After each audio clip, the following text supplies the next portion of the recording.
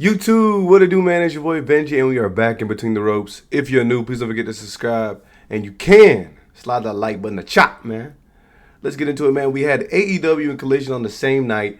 If you do follow me on Patreon, I actually watched the first 30 minutes live. I'm trying to kind of fill that out, see if that's something that y'all want to rock with, but that was pretty cool. Anyways, let's get into the show, man. It was a long show. It was like 3 hours. A lot was going on. We got to see the show open up with Statlander and Toni Storm sitting with Renee, supposedly conducting an interview, but things went weird very quickly as they started competing to see who could take off the most clothing. I will say, Toni's question really stuck with me. She mentioned, actually, let me get the quote. She said, "I don't know who I am without that title. But darling, who are you?" How's that impression? Let me know. Since I had started watching AEW, I was enthralled with this whole Toni Storm character, and her descent even further into madness is funny to see. It is tough for me to really get behind Statlander as a legitimate threat because she had only won against Toni Storm via roll-up and hasn't done much yet with the title since winning, even though she's just got it. I mean, Toni did beat Mercedes, so this match does offer Statlander an opportunity to really legitimize herself. Well, after they stared each other down, Renee obviously wasn't able to get any words in. They just decided to go to the ring and start brawling. Toni Storm got on her knees and even offered Statlander an open shot at the face. If Stat would have taken this shot, we could have called her many names, we could have mentioned many things, and this would probably do all, or at least undo, all of the work that we saw her do in order to distance herself from the Death Riders. So of course she refused. But then she offered Toni the same thing. Toni is crazy, but she's not that crazy. She refused and instead planted a kiss on her forehead, which was something that only a friend or maybe an estranged lover would do. I don't know what we're getting with this matchup, man. Obviously, Toni Storm does try to do all she can to get into your head prior to the matches. But I think Statlander wins, man. Or there's going to be some crazy interruption in this match. Y'all let me know what y'all think about this one. Now, something I really didn't like too much. As a matter of fact, things kind of got iffy after the two lovers went at it.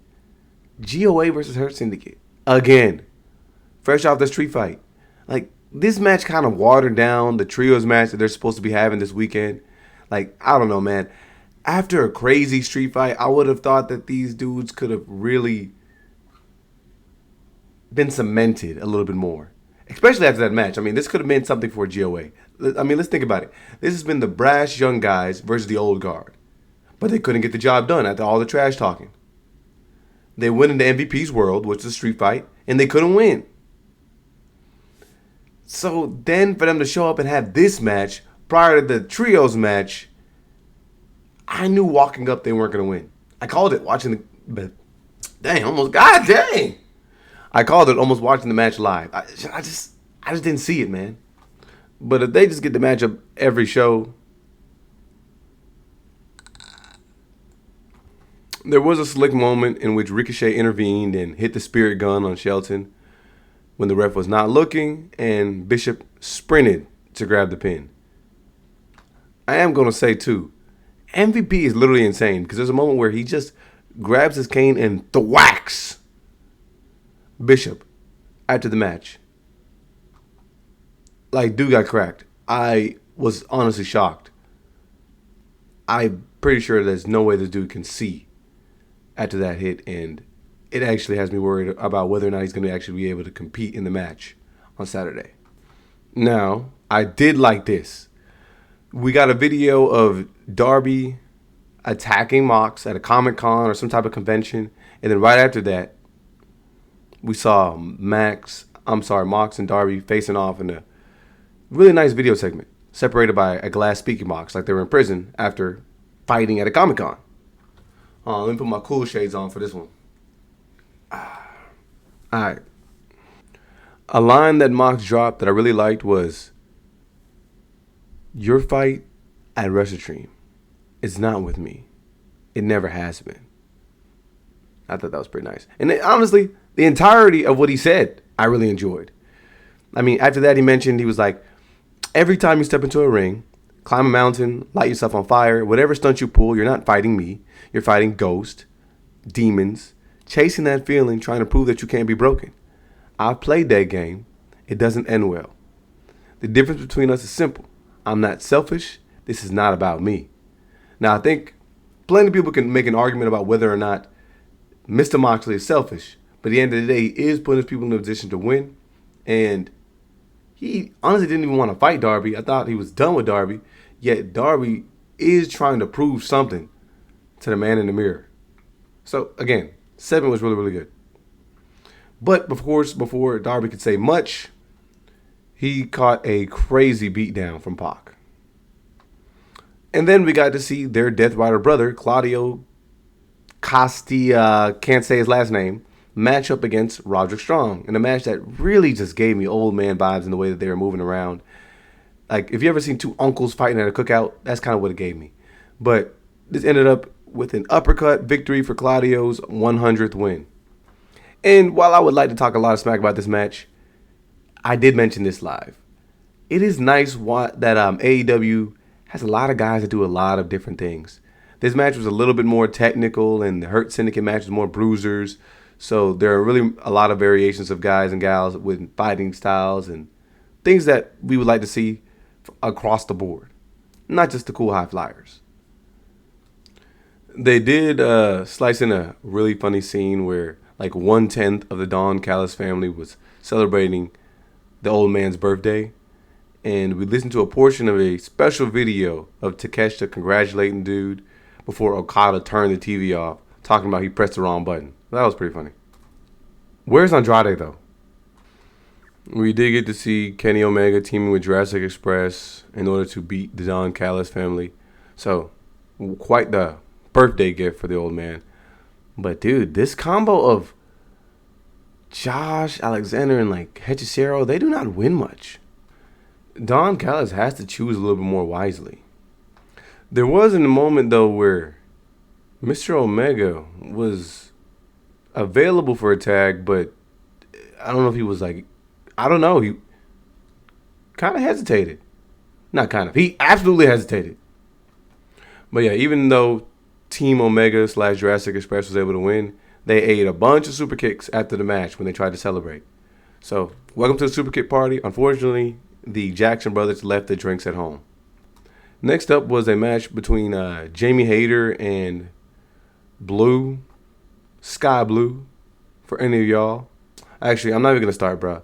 I fell out of love with Miss Sky Blue. Y'all mentioned that she's taken, so I'm going another direction. But do any of y'all remember that Jamie Hayter showed up and was attacked by Tekla a while back? I literally almost forgot that happened until Tekla mentioned it post-match. This was a pretty solid match, and man, Sky Blue tried to cheat a lot, but she still could not get the job done. It is unfortunate for her, man. In the end, she sipped a little bit of that haterade and took the L.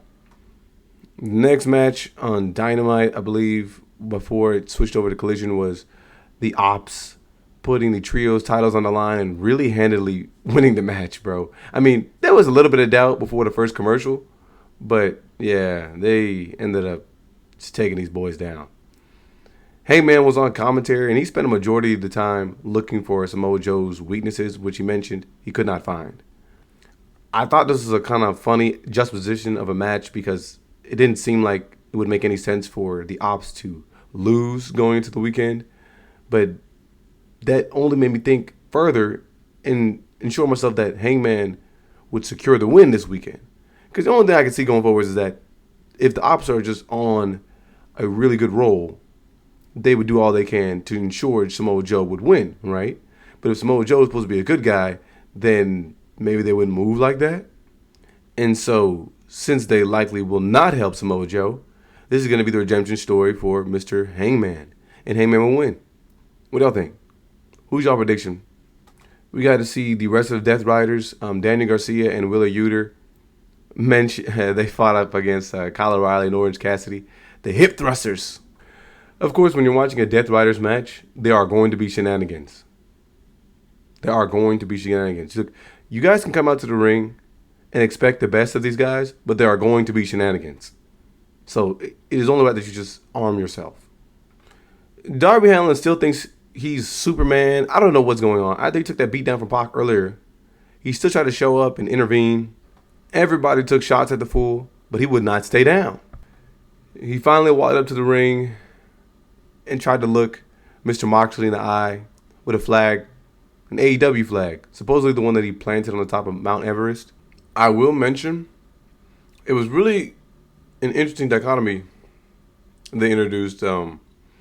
Mr. Allen mentioned that he was going to choke Moxley out with this flag, but he's pulling up to the ring, barely breathing, and then he gets planted on top of the flag. I don't really see a reason why he would win that match, but I know Darby is a sicko, so it'll get nasty. You got to see Jet Speed talking a little smack to FTR and Miss Bayne. They did get a surprise attack in and caught Miss Bayne lacking. And of course, it's turned into a match between the Cat Lady and Miss Bayne. I gotta salute Miss Cameron for coming to play. Unfortunately, she took a big spike to the mat with that Liger bomb. So, Miss Bayne wins again. And finally, we got to see BRODIDO team up with BRISCOE.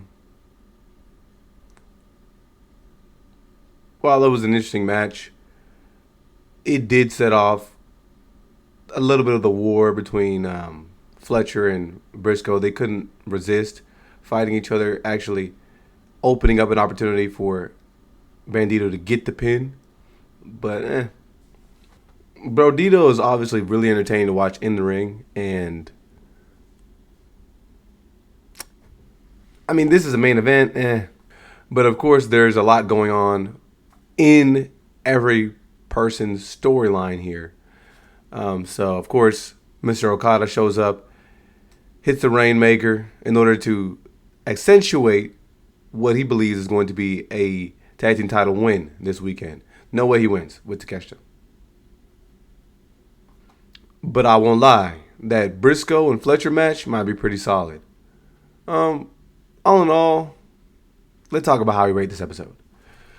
We typically like yay, nay, somewhere in the middle, okay. I'm going to have to give it an okay. It was whatever to me watching it. A